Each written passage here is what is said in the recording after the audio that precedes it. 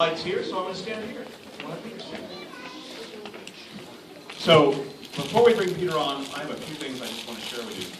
First, in honor of the fact that this is at a Cineplex location, I have 3 important people to introduce. And I'd like to come forward, please. Brad Leducer, Matthew Roanoff, and Steve Gilmore. And you need to understand why you're applauding. And here's why. I came up with the crazy idea for this tour about 5 years ago, and I spent a lot of time trying to make it happen down in America. And I can't tell you how many meetings I was in where people go, "That's it, come to this."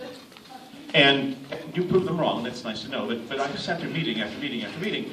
And all of the major American theater chains we can't work with for various reasons, having to do with not being able to lobby signings and stuff like that. So, last fall, when we were hoping to find some place to show in Vancouver, and I couldn't find any independent art house or art center would pick up the phone and answer my messages, I thought to myself, well, you know, Canadians are smarter than Americans. Just because I can't work with a major American chain doesn't mean I can't maybe work with a major Canadian chain. And I had no idea who to call. I called Cineplex, left a message on the voicemail, and within 2 hours, Brad had called back and said, well, that sounds like a lovely idea.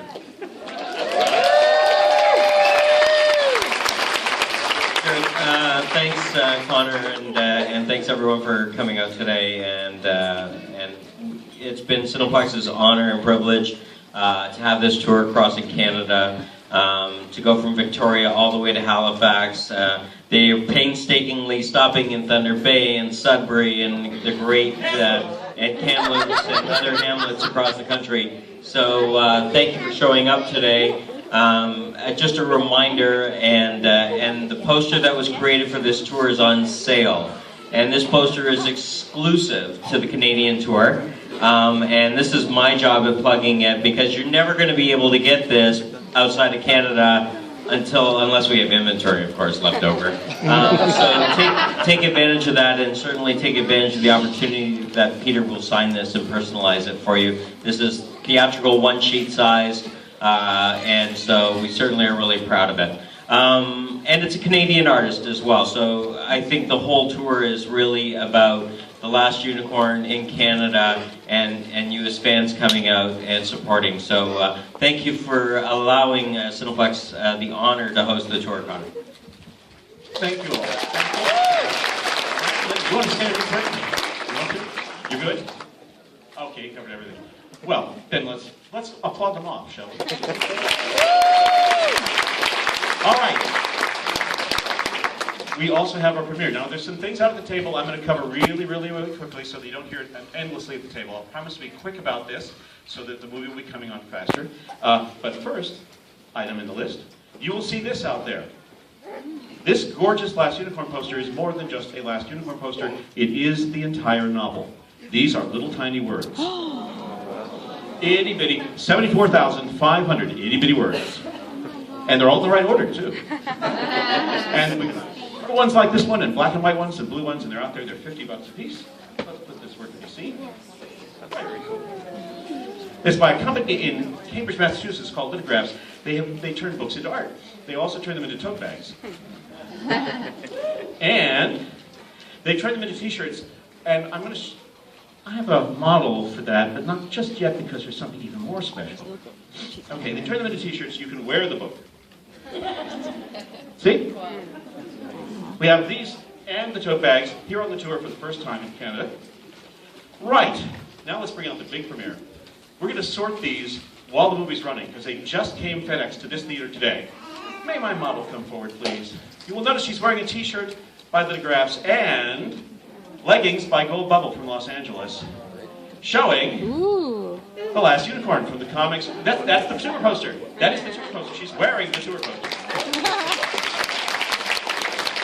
And we have some in the box outside. If we have it your size, we'd be happy to sell them to you. Okay, other things quickly.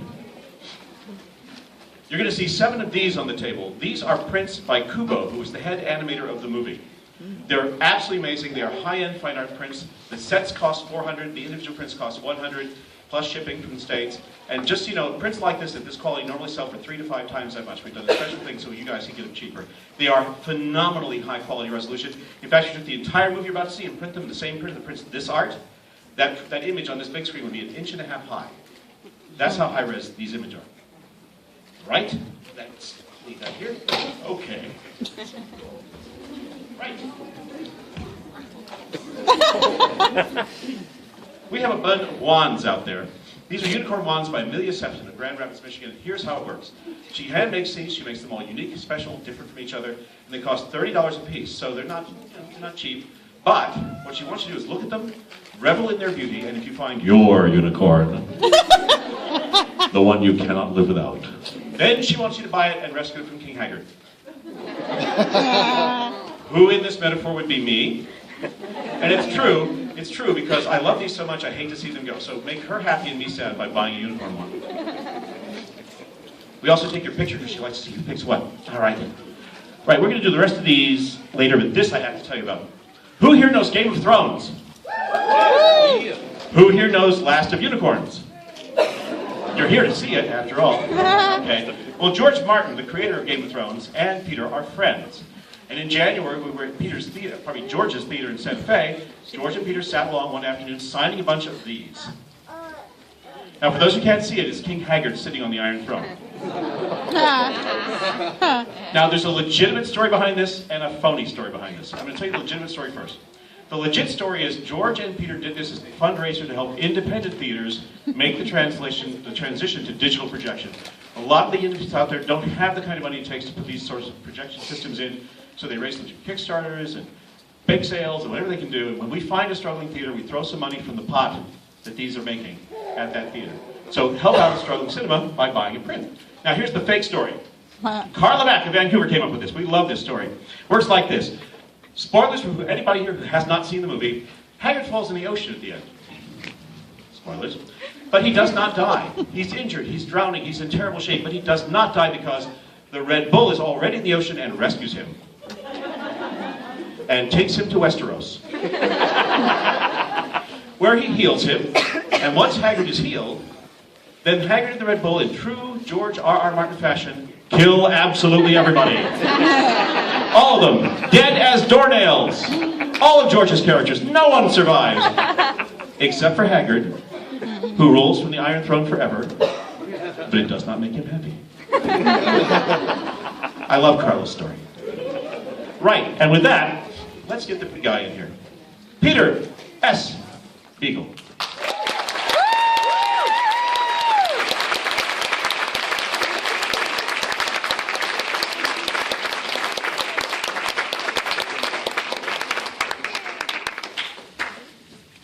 Bonjour, mes amis canadiennes. Enchanté de te voir ici. I need to get a couple of things out of the way, as I promised Connor. First, all I'm going to say is that Bob Ford got busted again. And I'm not saying anything about Justin Bieber, so we got that. And I'm not even going to mention, which the thing that's been impressing me most since we started Victoria and have been working our way east. I'm not going to say anything. I'm not going to say anything about how astonishingly nice and helpful and kindly Canadians are. That's been impressing me since the beginning, but it's just one of the things you already know, so just get that out of the way. I have a friend, a musician, who works in the States, but who's from Ontario originally. And he reminded me when we set off, keep firmly in mind that the unofficial motto of my country is now, let's not get too excited about this. Got that. I did have hopes for seeing at least one orca, one moose, and as many black bears as possible. So far, I've seen one river otter. But I still have hopes because I'm a born optimist, and in the immortal words of Fats Waller, one never know, do one. When we were on the ferry over, he said, I want orcas, I want orcas. I was promised orcas. He did not kill me. We've traveled together way too long for me to even bother killing him. But at this point, before the movie starts, I'd love to throw it open to anybody who has any questions about my work, Last Unicorn, what it is I do, why on earth we're here in the first place, and I earnestly entreat you, please ask something, because if you don't ask questions, he will. You don't want that to happen. Really, you don't. Yeah.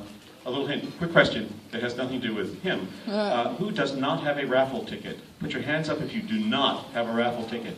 Keep your hand up, the raffle goddess will get you tickets. Keep your hand up until you've got your ticket. And meanwhile, there's a question right over here.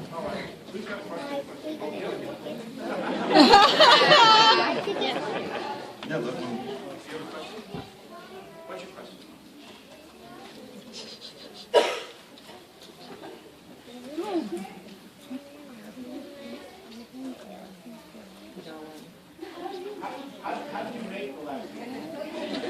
I have to tell you that it was a book first. The book came out in 1968, but I've been working on it on and off for 6 years, since I started it in 1962. And I got partway into it, gave up, had a family to feed, and I went back to doing magazine work, short stories, interviews, book reviews, anything. And it was my wife, my children's mother, who finally pushed me into starting the book over again. And after it came out in 1968, it was almost 14 years before somebody decided to make a movie. And my only connection is that I wrote the script. I wrote pretty much what you're seeing on the screen.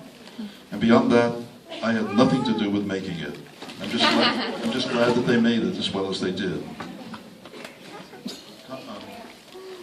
All right, good. Now, you have a question.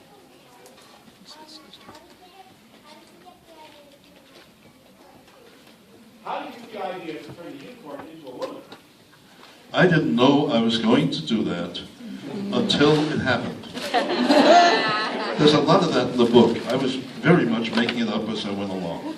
At that time, I didn't know where the unicorns were. And I really had to hope King Haggard would tell me, because he knew. But with that moment, when Schmendrick turns the unicorn into a woman, suddenly there it was. It seemed like the only thing to do. And it wasn't even a question of having choices. It was the only one. Something watched over me while I was writing this book, because I really was winging it. I really was making it up as I went along. That's why it took so long and drove me so crazy.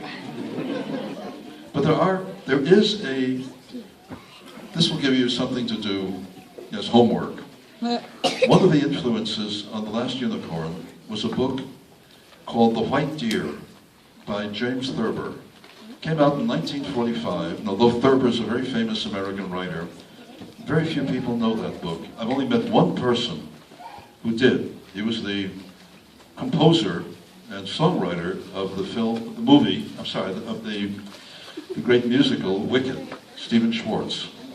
And only Stephen Schwartz ever picked up on that connection.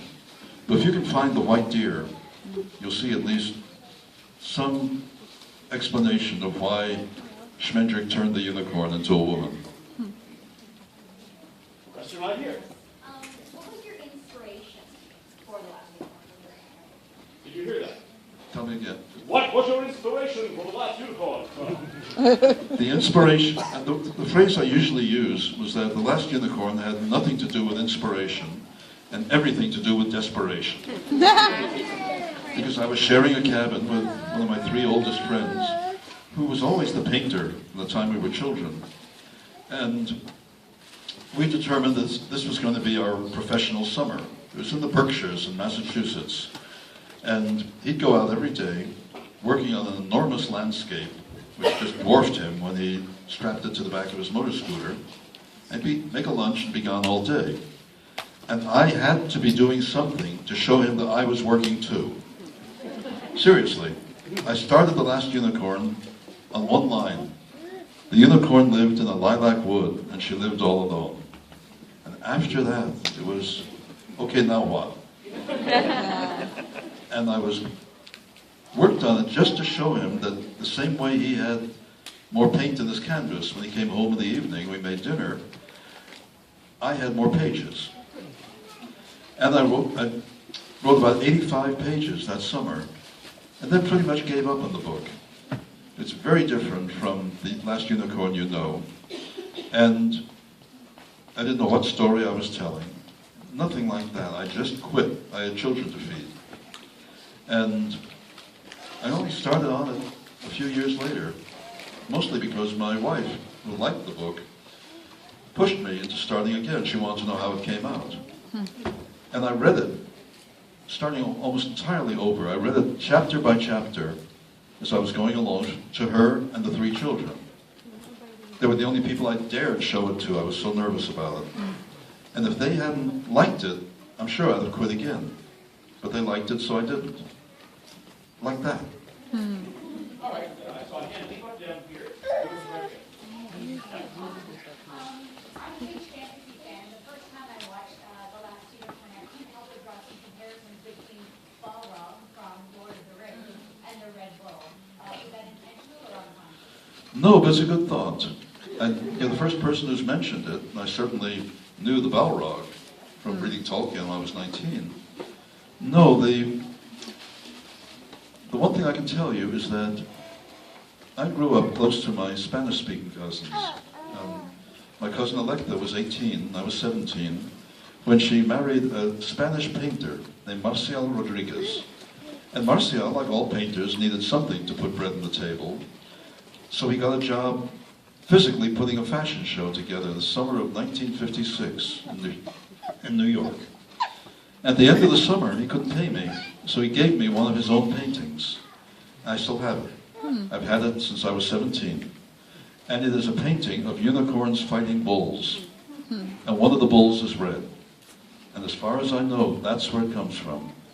Marcial is in his mid-80s now, and still grumbles that he really ought to have a royalty. And he's got a case, I wouldn't argue. I'm not giving him any money, but I wouldn't argue. All the way up here for the next question. What happened to that live-action adaptation?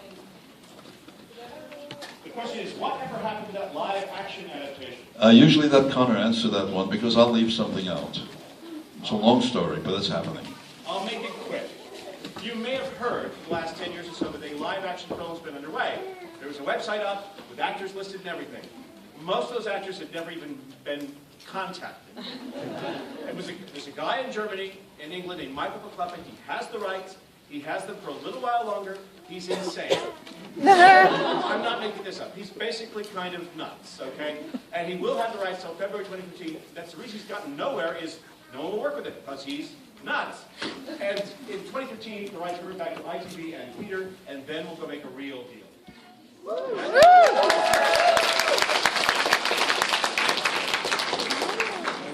So there was one in this row. Same question. Okay, so down here.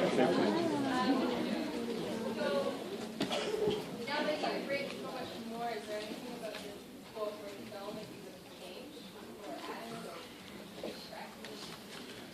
There are things I would love to put into a live-action script, primarily the stuff that was left out of the animated film because it simply wouldn't animate.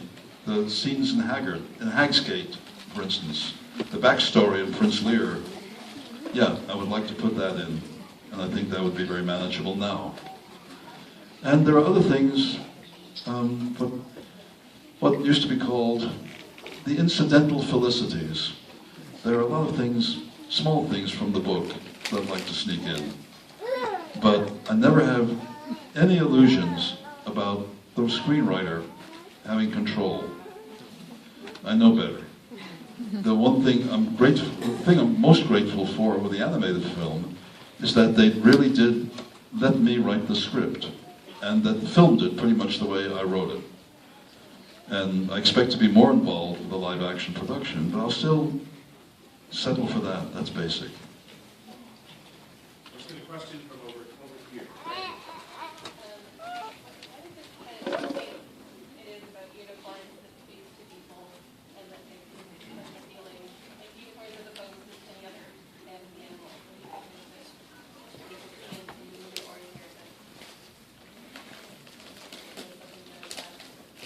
Did you hear that? Not all of it. You've got to. Pardon me. What is it about unicorns as opposed to other fantasy animals that seem to speak so much to us? I honestly don't know, and I've thought about it, considering that unicorns had already possessed me by the time I was 4 years old. My mother remembers, although I don't. She was an elementary school teacher. She remembered bringing me to her class when I was about 4. Apparently, I sat in front of them and spent the time telling them all about unicorns. And then when it was time to go, I stood up and said, "Thank you. I'll come again sometime and tell you more about unicorns." I can't really say what it is that's kept them alive as images through all the centuries. But there is a short story of mine in the collection called The Rhinoceros Who Quoted Nietzsche.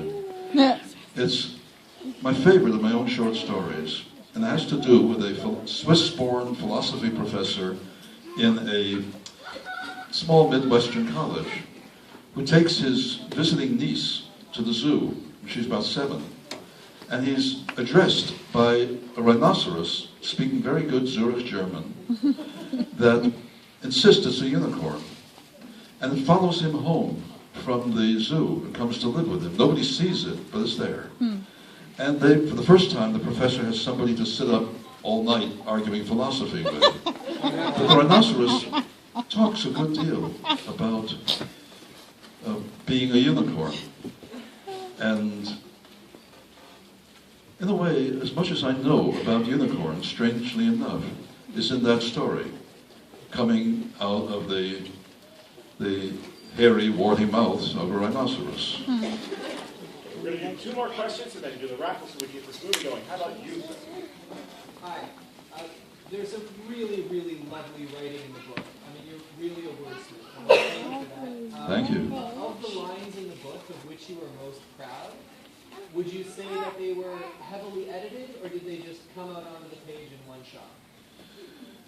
The Lord knows, I edited myself a lot, going back and forth, considering how many versions the thing went through. But I do know that when Molly addresses the unicorn, saying, "Where have you been? Damn you, where have you been? How dare you come to me now when I am this?" Those are my favorite lines, and I don't know where they come from. I was too young to be writing Molly. I was too young to know what Molly's life had been like, and somehow those lines were just there. Of course, so was Have a Taco.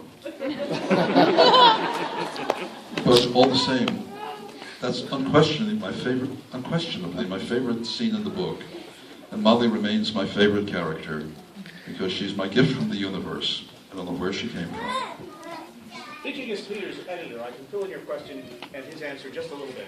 It's amazingly frustrating. Some of these stories are like gems that come out in perfect shape. I mean, no, that's it. They're just there. First draft, they're magnificent. Others go through 20, 25 drafts.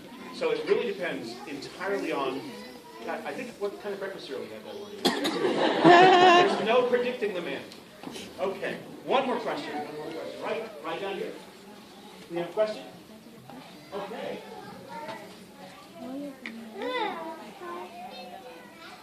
Were any of your characters inspired by anyone you know in real life? People only seem to ask that question in Canada. He's But- fine. A whole year, no one in America asked that. Near enough. The thing is that I never put people I know into books. I'll put a piece at a time, and I mean little bits, like a physical gesture, a tone of voice, a way of addressing a question. The only character in there who is definitely based on someone else is the butterfly. And the butterfly is as close to an autobiography as I'm ever likely to write. And there's more of him in the book, but it's still a sketch of the inside of my head at 23. All right, so does everyone have a raffle ticket? Does anyone not have a raffle? Okay, we've got a couple hands still. So grab one.